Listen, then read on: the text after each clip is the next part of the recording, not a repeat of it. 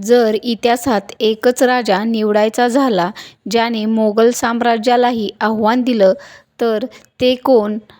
उत्तर आहे छत्रपती शिवाजी महाराज. नमस्कार मित्रांनो, आज आपण जाणून घेणार आहोत हिंदवी स्वराज्याचे संस्थापक, महाराष्ट्राचा अभिमान छत्रपती शिवाजी महाराज यांचे प्रेरणादायी आणि रोमांचक इतिहास. 19 फेब्रुवारी 1630 रोजी शिवनेरी किल्ल्यावर जन्म झाला. वडील शहाजीराजे भोसले आणि आई राजमाता जिजाऊ यांनी त्यांना रामायण, महाभारत आणि अनेक वीरांच्या कथा सांगून स्वराज्याचे बीज त्यांच्या मनात पेरले. लहान वयात शिवाजी महाराजांनी अन्याय आणि अत्याचार पाहिले होते. त्यांच्या मनात एकच विचार होता, आपले राज्य आपल्या लोकांसाठी. 1645 साली त्यांनी तोरणा किल्ला जिंकून स्वराज्याची सुरुवात केली.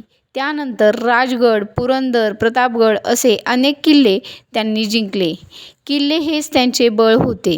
डोंगर, जंगल आणि घाटांचा योग्य वापर करून त्यांनी गनिमी काव्यांची युद्धनीती तयार केली. पुढचा भाग खूप रोमांचक आहे, त्यामुळे व्हिडिओ शेवटपर्यंत नक्की बघा. अफजल खानाचा वध. बिजापूरचा सरदार अफजल खान शिवाजी महाराजांना ठार मारण्यासाठी आला होता. प्रतापगडावर भेट ठरली, परंतु शिवाजी महाराजांनी सावधगिरी बाळगली. वाघनख्यांनी अफजल खानाचा पराभव केला. ही घटना त्यांचे शौर्य आणि दूरदृष्टीचे प्रतीक ठरले. मोगल सरदार शाहिस्तेखान पुण्यातील लाल महालात राहत होता. शिवाजी महाराजांनी मध्यरात्री छापा टाकला. शाहिस्तेखानाची बोटे कापली गेली. त्यानंतर त्यांनी सुरतेवर यशस्वी मोहीम राबवली. मोगलांची आर्थिक शक्ती डळमळीत झाली. 1666 मध्ये औरंगजेबाने त्यांना आग्र्याला बोलवले. तेथे त्यांना नजरकैदेत ठेवण्यात आले, पण शिवाजी महाराजांनी फळांच्या टोपलीमधून सुटका करून इतिहास घडवला. ही घटना त्यांच्या बुद्धिमत्तेचे सर्वोच्च उदाहरण आहे. 6 जून 1674 रोजी रायगडावर त्यांचा भव्य राज्याभिषेक झाला. त्यांना छत्रपती ही उपाधी देण्यात आली. हा दिवस मराठा साम्राज्याच्या इतिहासातील सुवर्णक्षण होता.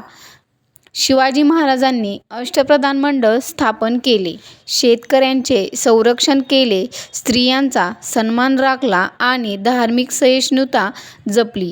तसेच त्यांनी बलाढ्य आरमार उभारले. सिंधुदुर्ग आणि विजयदुर्ग यांसारखे सागरी किल्ले बांधले. 3 एप्रिल 1680 रोजी रायगडावर त्यांचे निधन झाले, पण त्यांचे विचार कधीच मरणार नाहीत. आजही जय भवानी जय शिवाजी ही घोषणा प्रत्येक मराठी माणसाच्या रक्तात जोश निर्माण करते. राजे गेले, पण स्वराज्याचा विचार अजूनही जिवंत आहे.